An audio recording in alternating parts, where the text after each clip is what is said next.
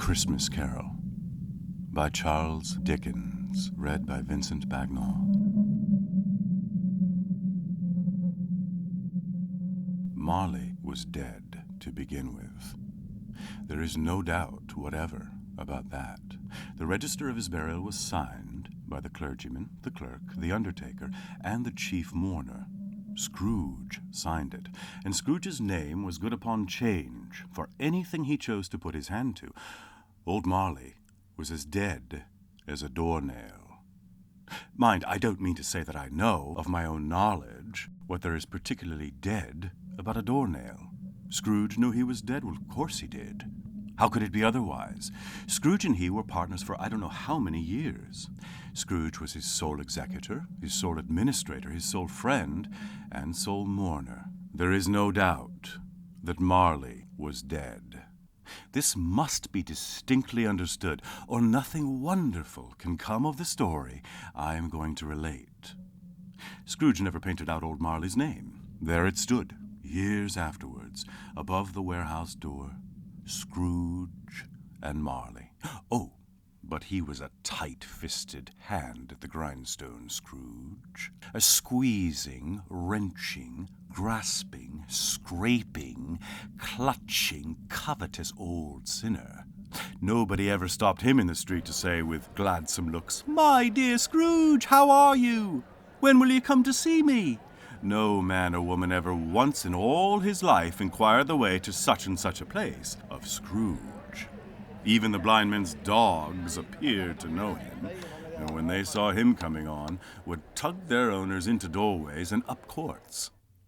Once upon a time, of all the good days in the year, on Christmas Eve, old Scrooge sat busy in his counting-house. It was cold, bleak, biting weather.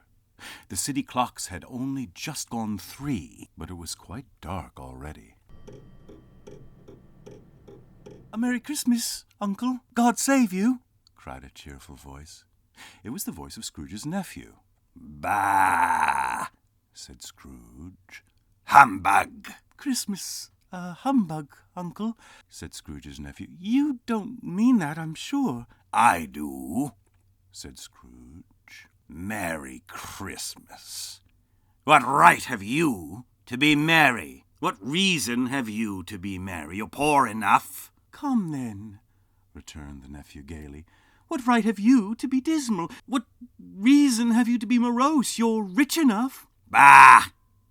again, and it followed up with, "Humbug!" "Don't be cross, Uncle," said the nephew. "What else can I be?" returned the uncle, "when I live in such a world of fools as this Merry Christmas? Out upon Merry Christmas! What's Christmas time to you but a time for paying bills without money?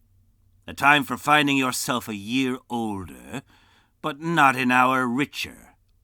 If I could work my will," said Scrooge indignantly, "every idiot who goes about with Merry Christmas on his lips should be boiled with his own pudding and buried with a stake of holly through his heart." "Uncle!" pleaded the nephew. "Nephew!" returned the uncle sternly. "Keep Christmas in your own way, and let me keep it in mine." "But you don't keep it," repeated Scrooge's nephew. "Leave me alone, then," said Scrooge.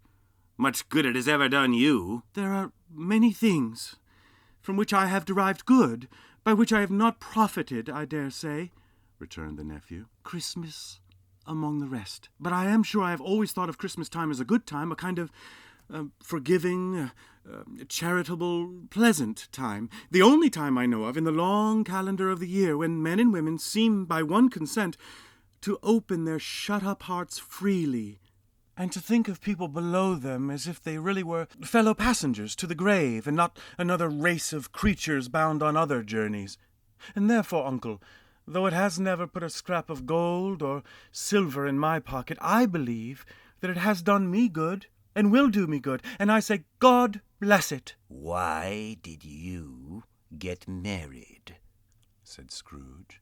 "Because I fell in love." "Because you fell in love," growled Scrooge, as if that were the only one thing in the world more ridiculous than a Merry Christmas. "Good afternoon." "So, Merry Christmas, Uncle." "Good afternoon," said Scrooge. "And a Happy New Year." "Good afternoon," said Scrooge. His nephew left the room without an angry word notwithstanding. "There's another fellow with 15 shillings a week and a wife and family talking about a Merry Christmas. I'll retire to Bedlam." 2 other people entered. They were portly gentlemen, pleasant to behold, and now stood, with their hats off, in Scrooge's office. They had books and papers in their hands, and bowed to him. "Have I the pleasure of addressing Mr. Scrooge or Mr. Marley?" "Mr. Marley has been dead these 7 years," Scrooge replied. "He died 7 years ago this very night." "We have no doubt his liberality is well represented by his surviving partner," said the gentleman, presenting his credentials. "At this festive season of the year, Mr. Scrooge," said the gentleman, taking up a pen, "it is more than usually desirable that we should make some slight provision for the poor and destitute, who suffer greatly at the present time. Many thousands are in want of common necessaries. Hundreds of thousands are in want of common comforts, sir." "Are there no prisons?" asked Scrooge. "Plenty of prisons," said the gentleman, laying down the pen again. "And the union workhouses? Are they still in operation?" "They are still," returned the gentleman. "A few of us are endeavouring to raise a fund to buy the poor some meat and drink and means of warmth. We chose this time because it is a time of all others when want is keenly felt and abundance rejoices. What shall I put you down for?" "Nothing," Scrooge replied. "You wish to be anonymous?" "I wish to be left alone," said Scrooge. "Since you ask me what I wish, gentlemen, that is my answer. I don't make merry myself at Christmas, and I can't afford to make idle people merry. I help to support the establishments I have mentioned. They cost enough, and those who are badly off must go there." "Many can't go there, and many would rather die." "Well, if they would rather die," said Scrooge, "they had better do it, and decrease the surplus population. It's enough for a man to understand his own business, and not to interfere with other people's. Mine occupies me constantly. Good afternoon, gentlemen." Seeing clearly that it would be useless to pursue their point, the gentlemen withdrew. At length the hour of shutting up the counting-house arrived. "You'll want all day tomorrow, I suppose," said Scrooge. "If quite convenient, sir." "It's not convenient," said Scrooge, "and it's not fair. If I was to stop half a crown for it, you'd think yourself ill-used, I'll be bound." The clerk smiled faintly. "And yet," said Scrooge, "you don't think me ill-used when I pay a day's wages for no work." "A poor excuse for picking a man's pocket every 25th of December," said Scrooge. "But I suppose you must have the whole day. Be here all the earlier next morning."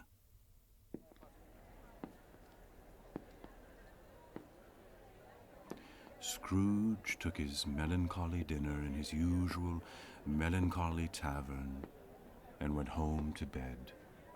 He lived in chambers which had once belonged to his deceased partner. It was old enough now and dreary enough, for nobody lived in it but Scrooge. Now, it is a fact that there was nothing at all particular about the knocker on the door, except that it was very large.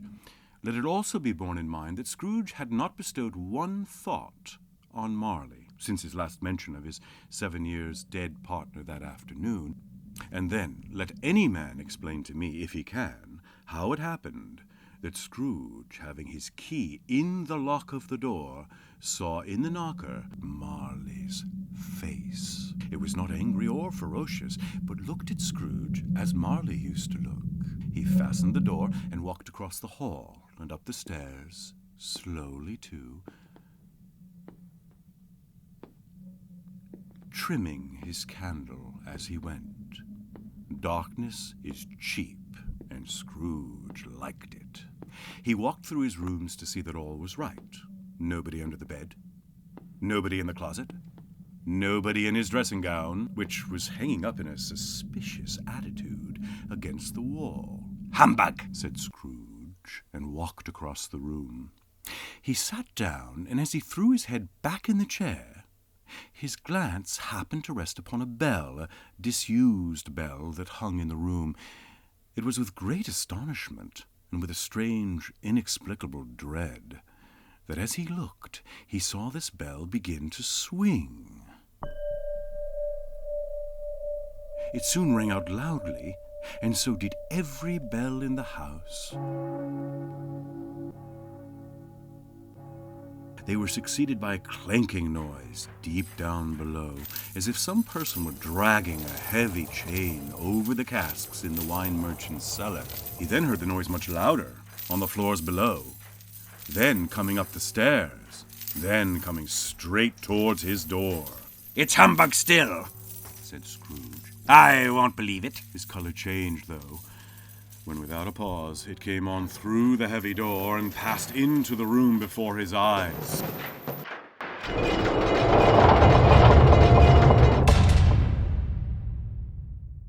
Upon its coming in, Scrooge cried, I know him. Marley's ghost." The same face, the very same. Marley in his pigtail, usual waistcoat, tights, and boots. The chain he drew was clasped about his middle. It was long and wound about him like a tail, and it was made of cash boxes, keys, padlocks, ledgers, deeds, and heavy purses wrought in steel. His body was transparent, and Scrooge had often heard it said that Marley had no bowels, but he had never believed it until now. No, nor did he believe it even now. "How now?" said Scrooge, caustic and cold as ever. "What do you want with me?" "Much." Marley's voice, no doubt about it. "Who are you?" "Ask me who I was." "Who were you Then, said Scrooge, raising his voice, "You're particular for a shade." "In life, I was your partner, Jacob Marley." Can you sit down?" asked Scrooge, looking doubtfully at him. "I can." "Do it, then." Scrooge asked the question because he didn't know whether a ghost so transparent might find himself in a condition to take a chair.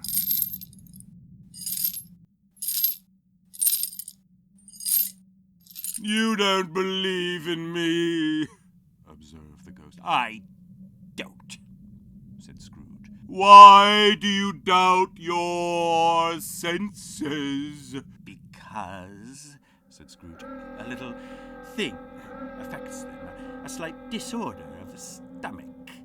You may be an undigested bit of beef, a blot of mustard, a crumb of cheese, a fragment of an underdone potato. There's more gravy than of grave about you, whatever you are. Humbug!" At this, the spirit raised a frightful cry,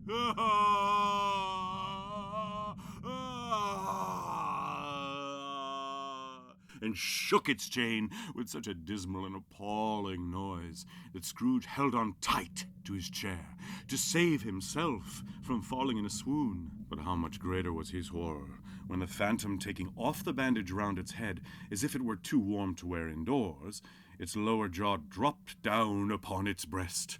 Scrooge fell upon his knees and clasped his hands before his face. "Mercy," he said. "Dreadful apparition, why do you trouble me? Do you believe in me or not?" I do, said Scrooge. But why do spirits walk the earth? And why do they come to me? It is required of every man, the ghost returned, that the spirit within him should walk abroad among his fellow men and travel far and wide. And if that spirit goes not forth in life, it is condemned to do so after death. It is doomed to wander through the world and witness what it cannot share, but might have shared on earth and turned to happiness. Again the spectre raised a cry. Ah!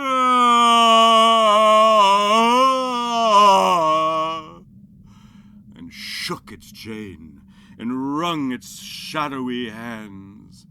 I wear the chain I forged in life, replied the ghost. I made it link by link, and yard by yard. Scrooge trembled more and more. Jacob, he said imploringly, old Jacob Marley, tell me more. Speak comfort to me, Jacob. I have none to give, the ghost replied. I cannot rest. I cannot stay. I cannot linger anywhere. In life, my spirit never roved beyond the narrow limits of our money-changing hole, and weary journeys lie before me. Oh, captive, bound, and double-ironed, cried the phantom.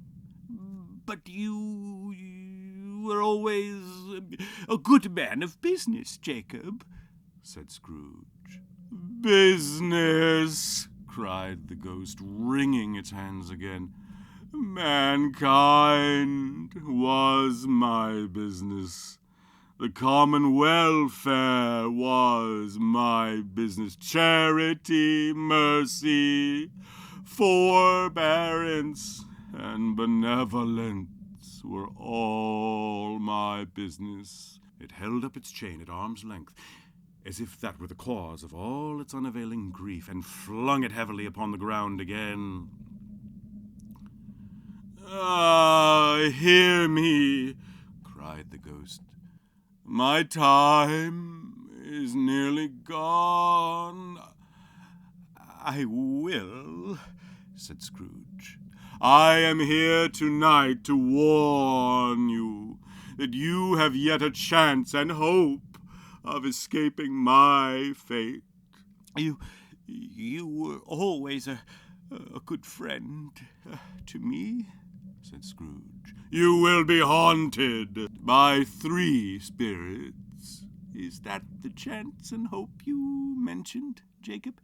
He demanded in a faltering voice. It is. I think I'd rather not, said Scrooge. Without their visits, said the ghost, you cannot hope to shun the path I tread. Expect the first tomorrow when the bell tolls 1. Couldn't I take them all at once and have it over, Jacob? Hinted Scrooge. Expect the second on the next night at the same hour. The third upon the next night, when the last stroke of 12 has ceased to vibrate. Look to see me no more, and look that for your own sake you remember what has passed between us. Scrooge closed the window and examined the door by which the ghost had entered. It was double-locked. He tried to say, "Hump," but stopped at the very first syllable, and went straight to bed, without undressing, and fell asleep upon the instant. When Scrooge awoke, it was so dark that looking out of bed he could scarcely distinguish the transparent window from the opaque walls of his chamber. "Why, it isn't possible," said Scrooge, "that I can have slept through a whole day and far into another night." "A quarter past," said Scrooge, counting. "Half past." "A quarter to it." "The hour itself," said Scrooge, triumphantly. "And nothing else."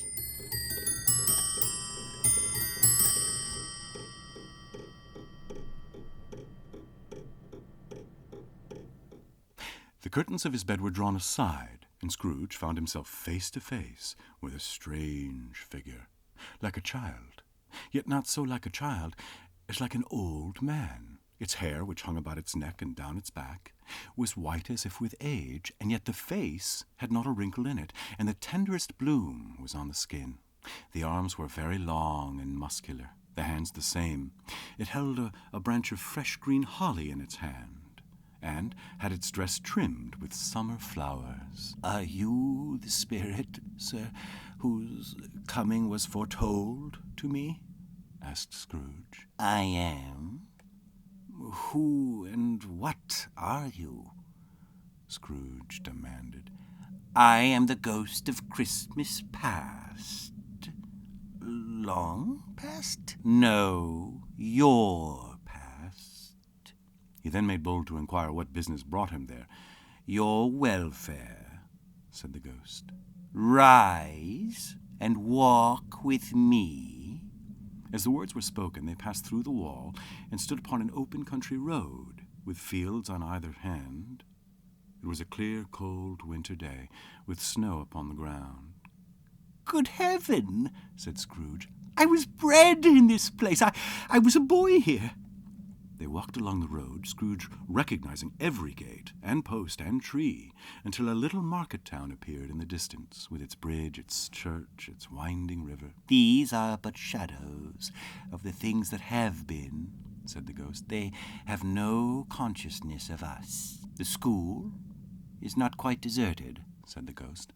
"A solitary child, neglected by his friends, is left there still." Scrooge said he knew it, and he sobbed. They left the high road by a well-remembered lane, and soon approached a mansion of dull red brick. They went, the ghost and Scrooge, into a long, bare, melancholy room, made barer still by plain desks. At one of these a lonely boy was reading near a feeble fire, and Scrooge sat down upon a form and wept to see his poor forgotten self as he used to be. "Why, it's Ali Baba!" Scrooge exclaimed in ecstasy. "It's dear old honest Ali Baba." Yes, I know. One Christmas time, when yonder solitary child was left here all alone, he did come, for the first time, just like that." To hear Scrooge expending all the earnestness of his nature on such subjects, in a most extraordinary voice, between laughing and crying, and to see his heightened and excited face, would have been a surprise to his business friends in the city indeed. Then, with a rapidity of transition very foreign to his usual character, he said, in pity for his former self, "Poor boy," and cried again. "I wish," Scrooge muttered, putting his hand in his pocket and looking about him after drying his eyes with his cuff. "But it's too late now." "What is the matter?" asked the spirit. "Nothing," said Scrooge. "Nothing. There was a boy singing a Christmas carol at my door last night. I should like to have given him something, that's all." The ghost smiled thoughtfully and waved its hand, saying as it did so, "Let us see another Christmas." The room became a little darker and more dirty. The panels shrunk, the windows cracked, fragments of plaster fell out of the ceiling. Scrooge knew that it was quite correct, that everything happened so, that there he was, alone again, when all the other boys had gone home for the jolly holidays. He was not reading now. but walking up and down despairingly. Scrooge looked at the ghost, and with a mournful shaking of his head, glanced anxiously towards the door. It opened, and a little girl, much younger than the boy, came darting in, and putting her arms about his neck, and often kissing him, addressed him as her dear, dear brother. "I have come to bring you home, dear brother," said the child, clapping her tiny hands and bending down to laugh. "To bring you home, home, home." "Home, little Fan?" returned the boy. "Yes," said the child, brimful of glee. "Home for good and all. Home for ever and ever. Father is so much kinder than he used to be that home's like heaven. You are quite a woman, little Fan." "Always a delicate creature, whom a breath might have withered," said the ghost. "But she had a large heart." "So she had," cried Scrooge. "She died a woman," said the ghost, "and had, as I think, children." "One child," Scrooge returned. "True," said the ghost. "Your nephew." Scrooge seemed uneasy in his mind, and answered briefly, "Yes." Although they had but that moment left the school behind them, they were now in the busy thoroughfares of a city, where shadowy passengers passed. And here, too, it was Christmas time again. But it was evening, and the streets were lighted up. The ghost stopped at a certain warehouse door and asked Scrooge if he knew it. "Know it?" said Scrooge. "Was I apprenticed here?" They went in at sight of an old gentleman in a Welsh wig, sitting behind a high desk. "Why, it's old Fezziwig! Bless his heart! It's Fezziwig! Alive again! Yo-ho there, Ebenezer! Dick! Yo-ho, my boys!" said Fezziwig. "No more work tonight! Christmas Eve! Dick! Christmas, Ebenezer! Let's have the shutters up!" cried old Fezziwig, with a sharp clap of his hands, "before a man can say Jack Robinson!" "Hilly-ho!" cried old Fezziwig, skipping down from the high desk with a wonderful agility. "Clear away, my lads, and let's have lots of room here. Hilly-ho, Dick, Chirrup, Ebenezer!" In came a fiddler with a music book, and went up to the lofty desk and made an orchestra of it. In came Mrs. Fezziwig with one fast, substantial smile. There were more dances, and there were forfeits, and more dances, and there was cake, and there was a great piece of cold roast, and there were mince pies, and plenty of beer. When the clock struck 11, this domestic ball broke up. Mr. and Mrs. Fezziwig took their stations, one on either side of the door, and shaking hands with every person individually as he or she went out, wished him or her a Merry Christmas. During the whole of this time, Scrooge had acted like a man out of his wits. His heart and soul were in the scene, and with his former self. It was not until now, when the bright faces of his former self and Dick were turned from them, that he remembered the ghost, and became conscious that it was looking full upon him. "A small matter," said the ghost, "to make these silly folks so full of gratitude." "Small?" echoed Scrooge. The spirits signed to him to listen to the two apprentices, who were pouring out their hearts in praise of Fezziwig, and when he had done so, said, "Why, is it not? He has spent but a few pounds of your mortal money, 3 or 4, perhaps. Is that so much that he deserves this praise? It isn't that, Spirit. He has the power to render us happy or unhappy, to make our service light or burdensome, a pleasure or a toil. Say that his power lies in words and looks, in things so slight and insignificant that it is impossible to add and count them up. What then? The happiness he gives is quite as great as if it cost a fortune." He felt the spirit's glance and stopped. "What is the matter?" asked the ghost. "Nothing in particular," said Scrooge. "Something, I think?" the ghost insisted. No, said Scrooge. "No, I should like to be able to say a word or two to my clerk just now, that's all." "What idol has displaced you?" he rejoined. "A golden one." "This is the even-handed dealing of the world," he said. "There is nothing on which it is so hard as poverty, and there is nothing it professes to condemn with such severity as the pursuit of wealth." "Spirit," said Scrooge, "show me no more. Why do you delight to torture me? Remove me from this place," Scrooge exclaimed. "I cannot bear it. Take me back. Haunt me no longer." He was conscious of being exhausted and overcome by an irresistible drowsiness, and further, of being in his own bedroom. He had barely time to reel to bed before he sank into a heavy sleep. Waking in the middle of a prodigiously tough snore, Scrooge had no occasion to be told that the bell was again upon the stroke of 1. It was his own room. There was no doubt about that, but it had undergone a surprising transformation.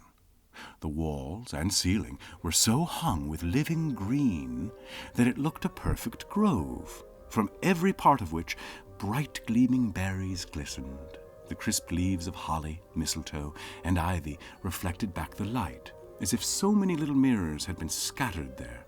In easy state upon this couch there sat a jolly giant, glorious to see, who bore a glowing torch, and held it up high up to shed its light on Scrooge as he came peeping round the door.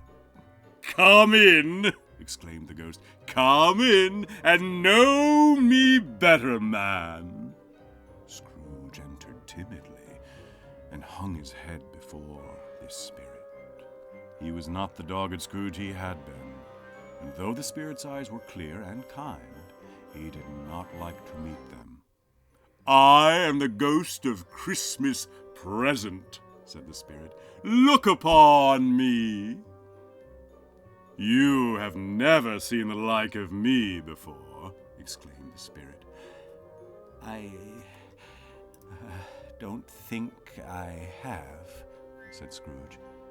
"I am afraid I have not. Have you had many brothers?" "More than 1,800, said the ghost. "A tremendous family to provide for," muttered Scrooge. The ghost of Christmas present rose. "Touch my robe."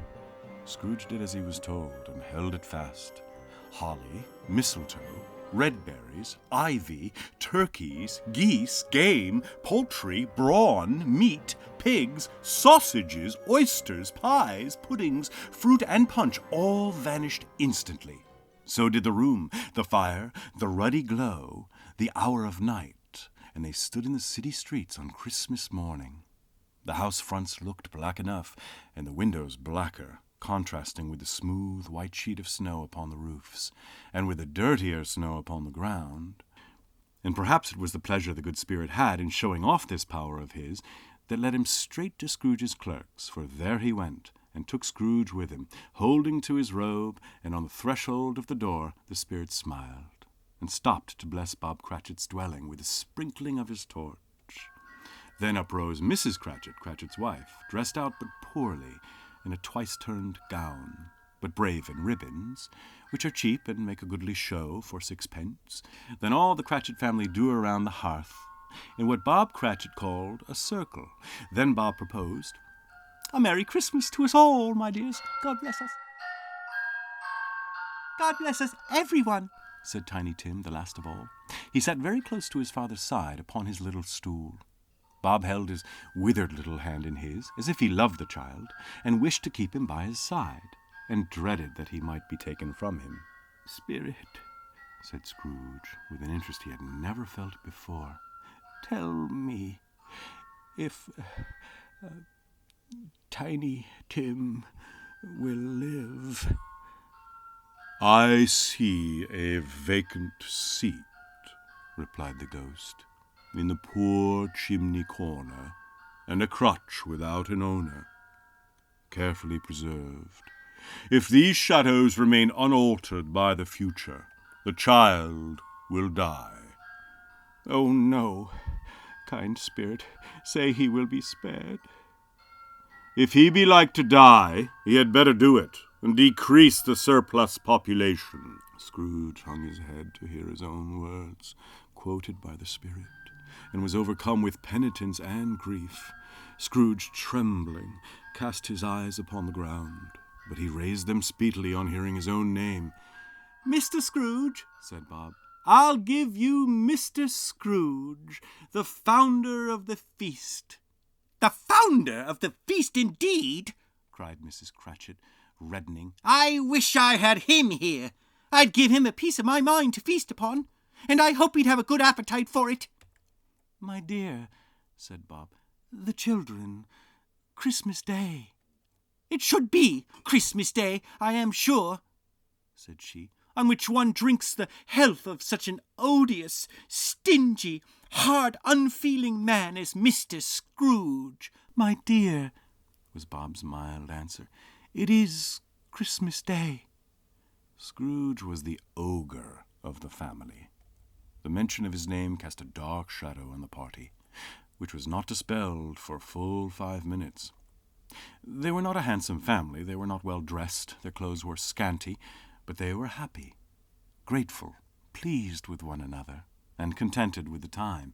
And when they faded and looked happier yet in the bright sprinklings of the spirit's torch at parting, Scrooge had his eye upon them, and especially on Tiny Tim, until the last. By this time it was getting dark, and snowing pretty heavily, and as Scrooge and the spirit went along the streets, the brightness of the roaring fires in heavens, parlours, and all sorts of rooms was wonderful. And now, without a word of warning from the ghost, they stood upon a bleak and desert moor, where monstrous masses of rude stone were cast about. "What place is this?" asked Scrooge. "A place where miners live, who labour in the bowels of the earth," returned the spirit. "But they know me. See." Passing through the wall of mud and stone, they found a cheerful company assembled round a glowing fire. An old man and woman, with their children and their children's children, and another generation beyond that, all decked out gaily in their holiday attire. The old man, in a voice that seldom rose above the howling of the wind upon the barren waste, was singing them a Christmas song. It had been a very old song when he was a boy, and from time to time they all joined in the chorus. Much they saw, and far they went, and many homes they visited, but always with a happy end. The spirit stood beside sick beds, and they were cheerful, on foreign lands, and they were close at home, by struggling men, and they were patient in their greater hope, by poverty, and it was rich. It was strange, too, that while Scrooge remained unaltered in his outward form, the ghost grew older, clearly older. Scrooge had observed this change, but never spoke of it, until they left a children's 12th night party, when, looking at the spirit as they stood together in an open place, he noticed that its hair was grey. "Are spirits' lives so short?" asked Scrooge. "My life upon this globe is very brief," replied the ghost. "It ends tonight." "Tonight?" cried Scrooge. "Tonight at midnight. Hark, the time is drawing near." "Oh, man, look here. Look down here," exclaimed the ghost. They were a boy and a girl, yellow, meagre, ragged, scowling, wolfish, but prostrate, too, in their humility. "Spirit, are they yours?" Scrooge could say no more. "They are man's," said the spirit, looking down upon them, "and they cling to me, appealing from their fathers. This boy is ignorance. This girl is want. Beware them both, and all of their degree. But most of all beware this boy, for on his brow I see that written which is doom. Unless the writing be erased, deny it, cried the spirit, stretching out its hand towards the sky. Have they no refuge or resource?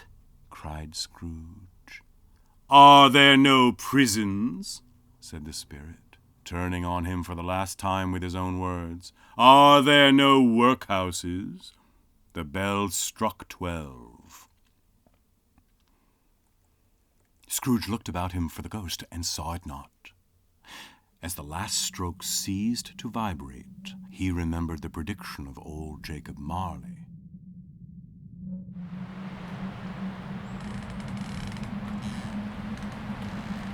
Lifting up his eyes, beheld a solemn phantom, draped and hooded, coming like a mist along the ground towards him. The phantom slowly, gravely, silently approached. It was shrouded in a deep black garment, which concealed its head, its face, its form, and left nothing of its visible save one outstretched hand.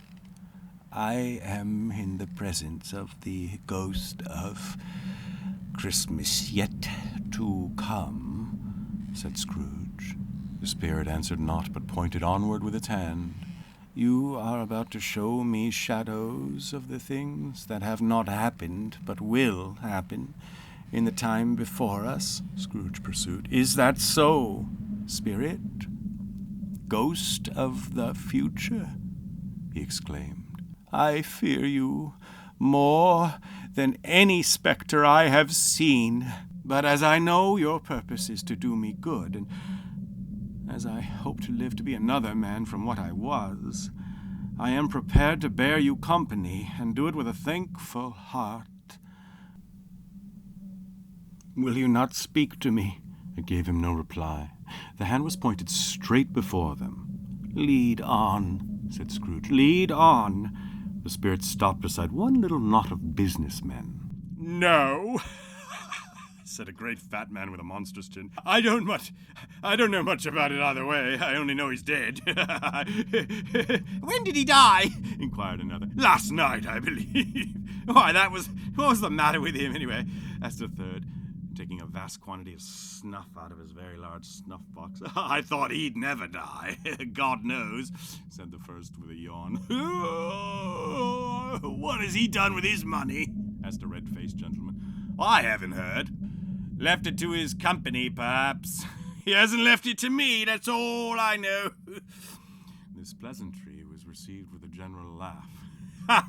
It's likely to be a very cheap funeral, said the same speaker. For upon my life, I don't know of anybody to go to it. Bye-bye. Scrooge was at first inclined to be surprised that the spirit should attach importance to conversations apparently so trivial. But feeling assured that they must have some hidden purpose, he set himself to consider what it was likely to be. Scrooge and the phantom came into the presence of a woman with a heavy bundle slunk into the shop. But she had scarcely entered when another woman, similarly laden, came in too. What odds, then? What odds, Mrs. Dilber? Said the woman. Open the bundle, Joe. What do you call this? Said Joe. Bed curtains. Putting it on him to be buried in, to be sure, replied the woman with a laugh. Scrooge listened to this dialogue in horror. Laughed the same woman when old Joe, producing a flannel bag with money in it, told out their several gains upon the ground. This is the end of it, you see. He frightened everyone away from him when he was alive, to profit us when he was dead. Spirit, said Scrooge, shuddering from head to foot. Merciful heaven, what is this?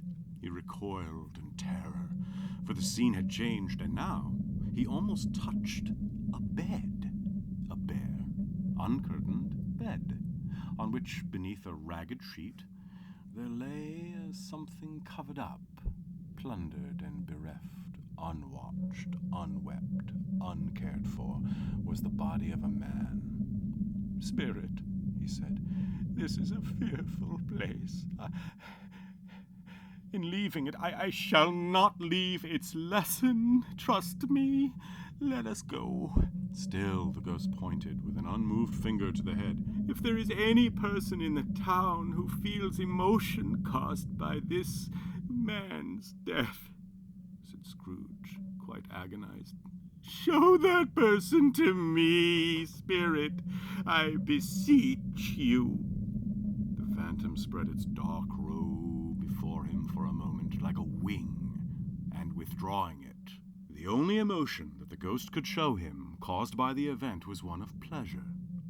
"Let me see some tenderness connected with the death," said Scrooge, "or that dark chamber spirit which we left just now will be forever present to me." The ghost conducted him through several streets familiar to his feet, and as they went along, Scrooge looked here and there to find himself, but nowhere was he to be seen. "Spectre," said Scrooge, "something informs me that our parting moment is at hand." The spirit stopped. The hand was pointed elsewhere. Scrooge hastened to the window of his office and looked in. It was an office still, but not his. The furniture was not the same, and the figure in the chair was not himself.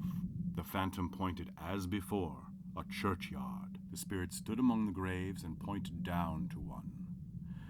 "Before I draw near to that stone to which you point," said Scrooge, "answer me one question. Are these the shadows of the things that will be, or are they shadows of the things that may be only?" Still the ghost pointed downward to the grave by which it stood. The spirit was immovable as ever. Scrooge crept towards it, trembling as he went, and following the finger, read upon the stone of the neglected grave his own name, Ebenezer Scrooge. "Am I that man who lay upon the bed?" he cried upon his knees.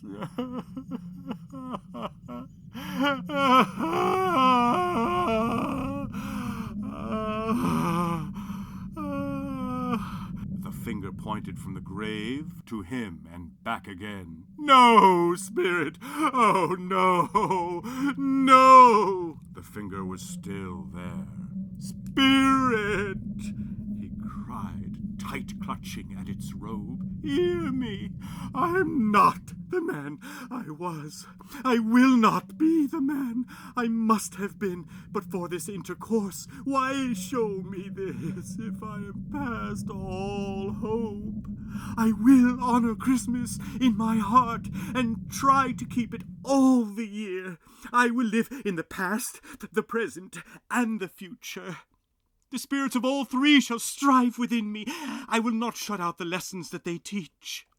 Holding up his hands in a last prayer to have his fate reversed, he saw an alteration in the phantom's hood and dress. It shrunk, collapsed, and dwindled down into a bedpost. Yes, and the bedpost was his own. The bed was his own, the room was his own, and best and happiest of all, the time before him was his own, to make amends in.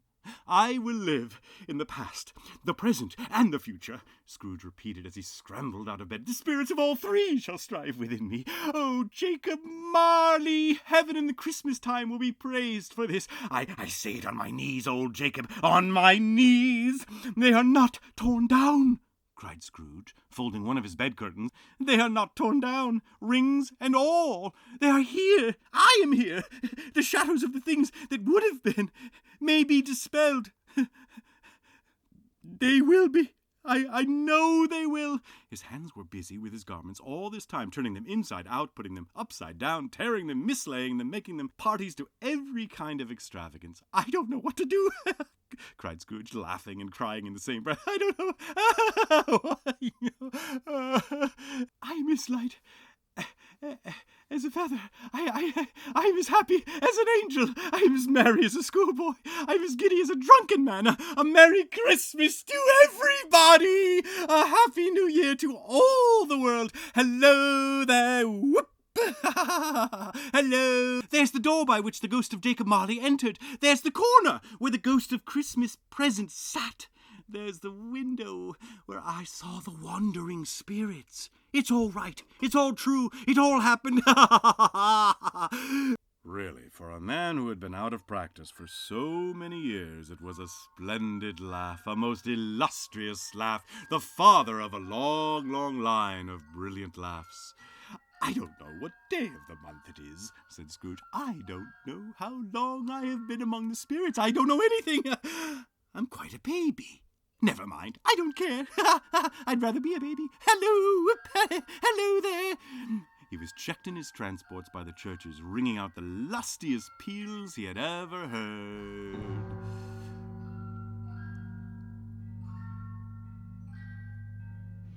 "Oh, glorious, glorious!" Running to the window, he opened it and put out his head. No fog, no mist, clear, bright, jovial, stirring, cold, cold, piping for the blood to dance to, golden sunlight, heavenly sky, sweet fresh air, merry bells. Oh, glorious, glorious! "What's today?" cried Scrooge, calling downward to a boy in Sunday clothes, who perhaps had loitered in to look about him. "Eh?" returned the boy with all his might of wonder. "What's today, my fine fellow?" said Scrooge. "Today?" replied the boy. "Why, it's Christmas Day. It's Christmas Day," said Scrooge to himself. I haven't missed it. I haven't. No, the spirits have done it all in one night. They can do anything they like. Of course they can. Of course they can. "Hello, my fine fellow." "Hello," returned the boy. "Do you know the poulterers in the next street but one? At the corner?" Scrooge inquired. "I should hope I did," replied the lad. "An intelligent boy," said Scrooge. "A remarkable boy. Do you know whether they've sold the prize turkey that was hanging up in there? Not the little prize turkey, the big one." "What? The one as big as me?" returned the boy. "What a delightful boy," said Scrooge. "It's a pleasure to talk to him." "Yes, my buck. It's hanging there now," replied the boy. "Is it?" said Scrooge. "Go and buy it, and tell him to bring it here. Come back with the man, and I'll give you a shilling. Come back with him in less than 5 minutes, and I'll give you half a crown." The boy was off like a shot. "I'll send it to Bob Cratchit's," whispered Scrooge, rubbing his hands and splitting it with a laugh. "He shan't know who sends it. It's twice the size of Tiny Tim." The hand in which he wrote the address was not a steady one. But write he did, somehow, and went downstairs to open the street door, ready for the coming of the poulterer's man. As he stood there, waiting his arrival, the knocker caught his eye. "I shall love it as long as I live," cried Scrooge, patting it with his hand. "I scarcely ever looked at it before. What an honest expression it has in its face. It's a wonderful knocker. Here's the turkey. Hello, whoop! How are you? Merry Christmas." He dressed himself all in the best, and at last got out into the streets. The people were by this time pouring forth, as he had seen them with the ghost of Christmas present, and walking with his hands behind him, Scrooge regarded every one with a delighted smile. He had not gone far when, coming on towards him, he beheld the portly gentleman who had walked into his counting-house the day before, and said, "Scrooge and Marley's, I believe." It sent a pang across his heart to think how this old gentleman would look upon him when they met, but he knew what path lay straight before him, and he took it. "My dear sir," said Scrooge, quickening his pace, and taking the old gentleman by both his hands, "how do you do?" "Mr. Scrooge?" "Yes," said Scrooge, "that is my name, and I fear it may not be pleasant to you. Allow me to ask your pardon, and will you have the goodness—" Here Scrooge whispered in his ear. "Lord bless me," cried the gentleman, as if his breath were taken away. "My dear Mr. Scrooge, are you serious?" "If you please," said Scrooge, "not a farthing less. A great many back payments are included in it, I assure you. Will you do me that favour, my dear sir?" "I don't know what to say to such—" "Don't say anything, please," retorted Scrooge. "Come and see me. Will you come and see me?" "I will," cried the old gentleman, and it was clear he meant to do it. "Thank you," said Scrooge. "I am much obliged to you. I thank you 50 times. Bless you!" He went to church and walked about the streets and watched the people hurrying to and fro and patted the children on the head and questioned beggars and looked down into the kitchens of houses and up to the windows and found that everything could yield him pleasure. He had never dreamed that any walk, that anything could give him so much happiness. In the afternoon he turned his steps towards his nephew's house. He passed the door a dozen times before he had the courage to go up and knock. But he made a dash and did it. "Is your master at home, my dear?" said Scrooge to the girl. "Oh, nice girl, very." "Yes, sir." "Where is he, my love?" said Scrooge. "He's in the dining room, sir, along with mistress. I'll show you upstairs, if you please." Thank you, he knows me," said Scrooge. "Fred," said Scrooge. "Why, bless my soul," cried Fred. "Who's that?" "It's I, your Uncle Scrooge. I have come to dinner. Will you let me in, Fred?" He was at home in 5 minutes. Nothing could be heartier. But he was early at the office next morning. Oh, he was early there. If he could only be there first and catch Bob Cratchit coming late. That was the thing he had set his heart upon. And he did it. Yes, he did. The clock struck 9. No Bob. 1/4 past. No Bob. He was full 18 minutes and a half behind his time. Scrooge sat with his door wide open that he might see him come into the tank. His hat was off before he opened the door, his comforter too. He was on his stool in a jiffy, driving away with his pen as if he were trying to overtake 9 o'clock. "Hello," growled Scrooge in his accustomed voice, as near as he could feign it. "What do you mean by coming here this time of day?" "I'm very sorry, sir," said Bob. I'm behind my time." "You are?" repeated Scrooge. "Now, I'll tell you what, my friend," said Scrooge. "I am not going to stand this sort of thing any longer. And therefore," he continued, leaping from his stool and giving Bob such a dig in the waistcoat that he staggered back into the tank again, "and therefore I am about to raise your salary. A Merry Christmas, Bob. I'll raise your salary and endeavor to assist your struggling family, and we will discuss your affairs this very afternoon over a Christmas bowl of smoking bishop, Bob." Scrooge was better than his word. He did it all, and infinitely more, and to Tiny Tim, who did not die, he was a second father. He became as good a friend, as good a master, and as good a man as the good old city knew, or any other good old city, town, or borough in the good old world. He was wise enough to know that nothing ever happened on this globe for good at which some people did not have their fill of laughter in the outset. His own heart laughed, and that was quite enough for him. He had no further intercourse with spirits, and it was always said of him that he knew how to keep Christmas well, if any man alive possessed the knowledge. May that be truly said of us and all of us. And so, as Tiny Tim observed, God bless us, everyone.